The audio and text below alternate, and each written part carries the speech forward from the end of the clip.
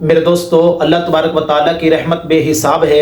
اللہ تبارک و تعالیٰ اپنے بندے کی پکار کو سنتے بھی ہیں، اپنے بندے کی آنکھوں میں آنے والے آنسوؤں کو دیکھتے بھی ہیں، اور لمحہ بہ لمحہ اللہ تبارک و تعالیٰ اپنے بندے کی دعاؤں کو قبول کرنے کے لیے علامات اور نشانیاں بھی ظاہر کرتے ہیں۔ لیکن بعض اوقات بندہ بے صبری کا مظاہرہ کرتا ہے اور بندہ یہ کہتا ہے اللہ میری دعا کو قبول نہیں کرتے، اللہ نے میری دعا کو رد کر دیا ہے، اللہ تو ہماری سنتے نہیں ہیں۔ نہیں میرے دوستو، اللہ تبارک و تعالیٰ بندے کی ہر دعا کو قبول بھی کرتے ہیں، سنتے بھی ہیں۔ اللہ تو فرماتے ہیں وَإِذَا سَأَلَكَ عِبَادِي عَنِّي فَإِنِّي قَرِيبٌ، میرے بندے جب تم مجھ سے کوئی سوال کرتا ہے نا تو میں تیرے سوال کو قریب سے سنتا ہوں۔ اجیب دعوت الداعی اذا دعان فلیستجیبوا لی ولیؤمنوا بی لعلہم یرشدون، میرے بندے جب تو میرے سامنے کوئی دعا کرتا ہے میں اس کا جواب بھی دیتا ہوں اور اس کو قبول بھی کرتا ہوں۔ بعض اوقات انسان اللہ سے کوئی دعا کر رہا ہوتا ہے، اللہ تبارک و تعالیٰ اس دعا کے بدلے میں اس سے بہتر چیز اس کو عطا فرما دیتے ہیں۔ حدیث مبارکہ کے اندر آتا ہے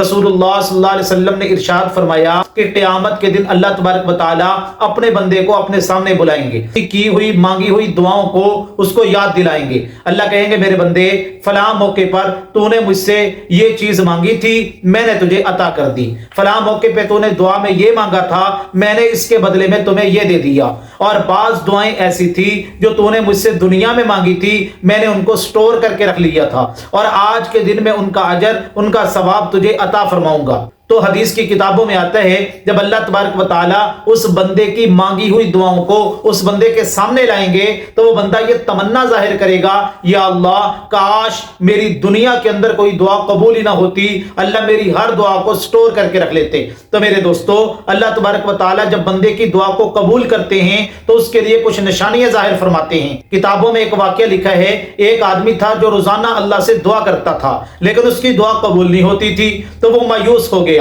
مایوس ہو کر وہ جنگل کی طرف نکل پڑا۔ آگے ان کو ایک بابا جی ملے جو ایک درخت کے نیچے بیٹھے تھے، جو درخت ہرا بھرا تھا۔ تو بابا جی نے اس سے پوچھا تو اس نے سارا واقعہ سنایا۔ تو وہ بابا جی کہنے لگے کہ بھئی دیکھو اللہ ہر بندے کی ہر دعا کو قبول فرماتے ہیں۔ تو انہوں نے پھر ایک بات مثال سے سمجھائی، کہنے لگے دیکھو یہ جو جنگل کے اندر درخت ہے جس کے نیچے میں بیٹھا ہوں آج یہ ہرا بھرا ہے، اس سے پہلے یہ درخت خشک تھا اور بالکل سوکھا ہوا تھا۔ جو بندہ بھی جنگل سے اس درخت کے پاس سے گزرتا تھا وہ یہ کہتا تھا کہ یہ درخت کبھی بھی ہرا بھرا نہیں ہو سکتا، لیکن اللہ کی رحمت کی بارش ہوئی، اس کی برکت سے اللہ نے اس درخت کو ہرا بھرا کر دیا۔ تو وہ بابا کہہ رہا تھا کہ دیکھو آپ دعائیں مانگتے رہو، جب اللہ کی رحمت کی بارش ہوگی اللہ تبارک و تعالیٰ آپ کی ایک ایک مانگی ہوئی دعا کو قبول فرما لیں گے اور اللہ آپ کی کوئی دعا کو رد نہیں فرمائیں گے۔ پہلی نشانی میرے دوستو، جب آپ کو کوئی نعمت ملے آپ اس پر اللہ کا شکر کریں، اور جب آپ کے اوپر کوئی مصیبت آئے آپ اس پر صبر کریں۔